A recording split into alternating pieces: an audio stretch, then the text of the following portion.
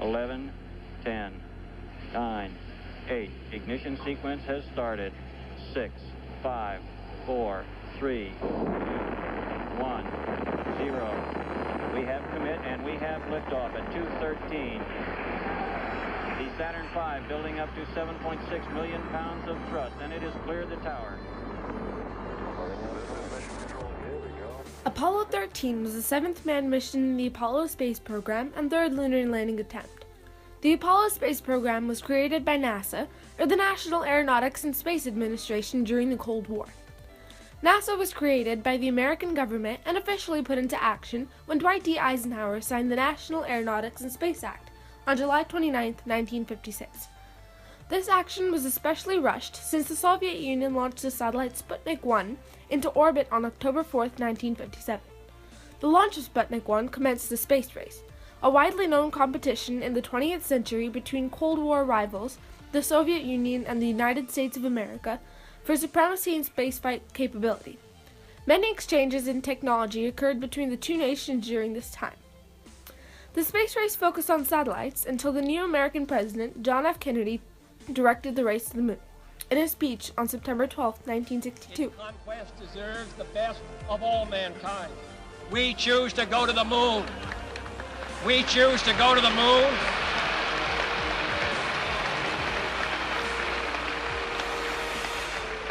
We choose to go to the moon in this decade and do the other thing. Not because they are easy, but because they are hard. Because that challenge is one that we're willing to accept. Apollo 11 sent the first humans to explore the moon on July 20, 1969, soon followed by Apollo 12 on November 19, 1969. Apollo 13 would be the next to the moon. The Apollo 13 crew was a well-trained group, with a commander who had been a part of several other NASA flights. Fred W. Hayes Jr. was the lunar module pilot. John L. Swigert Jr. was the command module pilot. James A. Lovell Jr. was the commander. Many superstitious parties were nervous about NASA not skipping the number 13 in the Apollo missions, but NASA flaunted the fact that they were not superstitious by scheduling takeoff at 1:13 p.m.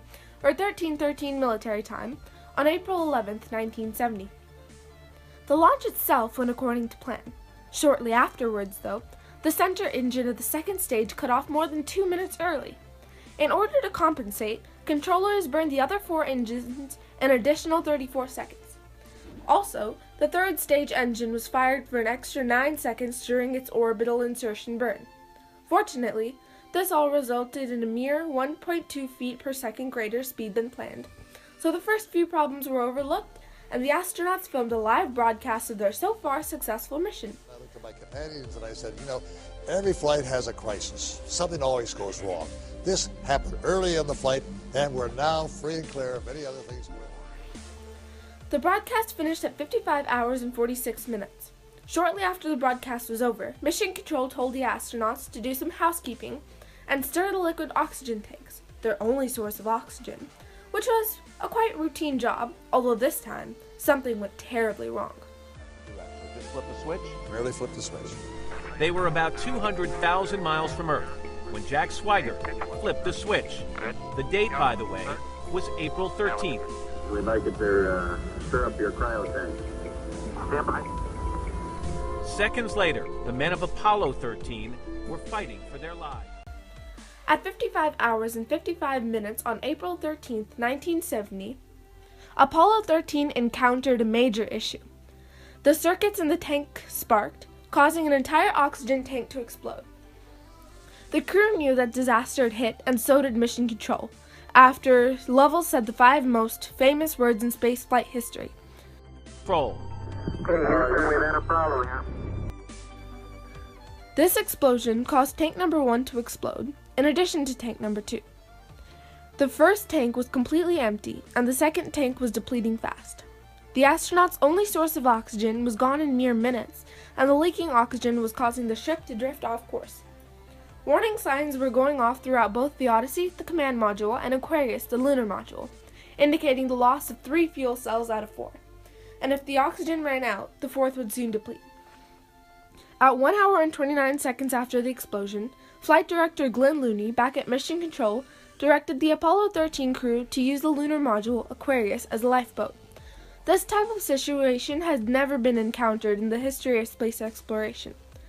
The problem was, the lunar module was designed to support 2 people for 2 days, but it would have to support 3 people for 5 days. Landing on the moon was not possible at this point, and the crew had to come back to Earth as soon as possible. But the problem was, they were over 200,000 miles away from Earth and very close to the moon. Lovell, Hayes, Swigert, and Mission Control came up with 2 plans to get home, each with their own risks. Plan A would involve turning around away from the moon and reaching home in 2 days, but if the crew steered 1 degree off, they could crash into the moon, and part of the module to be used was dangerously close to the exploded part of the command module Odyssey. The other plan would be to go around the moon in 5 days, which would be spent in the lunar module, but it was the safest route, so it had to be taken. Soon, the disposal of carbon dioxide became a major issue, and there were not enough filters in the lunar module. The crew took their first trip back in the Odyssey in over 12 hours to retrieve the extra CO2 filters. The Apollo 13 mission had already broken records for encountering the most problems on a space mission, but they would only add up, considering that the backup filters were square and the openings in the lunar module were circle. The crew was not going to give up. Using only duct tape, plastic bags, and cardboard, Mission Control played out the situation and instructed Lovell, Hayes, and Swigert through the process. This problem was also overcome, and carbon dioxide levels began to decrease. The oxygen tank of the lunar module would suffice for the rest of the journey, so finally, the oxygen problem depleted.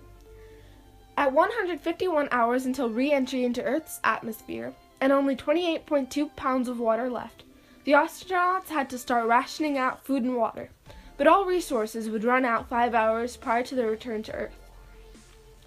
Due to these circumstances, the crew lost a total of 31.5 pounds on their journey, over 50% more than any other crew in space. Once food and water was rationed and carbon dioxide levels were balanced, the crew had to enter their new route across the moon into the lunar module's computer. Since no other stars could be spotted due to the pollution of gases, the sun could be the only reference point of the route. Trajectory had to be computed, but the computers did not have the ability to figure it out. So when people look at their BlackBerry today or their iPhone, they're holding something in their hand that has far more computing capabilities than the spacecraft you were flying in outer space with. Oh, yes. Jack Swigert called me all the numbers, and I wrote them down, and then we had a conversion table for the lunar module, and I did the arithmetic to get the new numbers, and then I called Mission Control. I said, would you check my arithmetic for me, please, to make sure I'm not making a mistake? You're afraid to make a mistake. Well, a mistake will cost you your life. Lovell had to check and recheck his arithmetic. Soon, the route was put into the computer, and Apollo 13 was on its way back home. At 73 hours and 46 minutes, the astronauts and Houston's conversations proved that everyone calmed down a little bit more, but tension was still high. 4 hours before entering Earth's atmosphere, the astronauts detached the service module, and 2 hours prior to splashdown, the command module was miraculously revived. Finally, the Apollo 13 command module, carrying its crew of Fred W. Hayes Jr., John L. Swigert Jr., and James A. Lovell Jr., splashed down in the South Pacific on April 17th at 1:07 p.m. There they are. They've made it. All 3 shoots out. Listen to the crowd on the boat. Yeah, in the mains, it really looks great. An extremely loud applause here in Mission Control.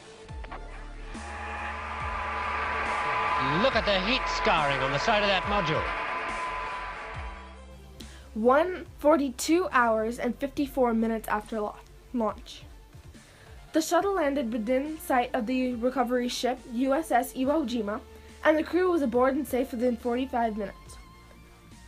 Through the Apollo 13 missions, NASA had encountered the most issues ever before, exchanged knowledge with multiple U.S. officials, and explored never-before-seen angles of the moon. Apollo 13 would make headlines all over the world, and the crew, as well as Mission Control, would receive worldwide recognition for their successful disaster.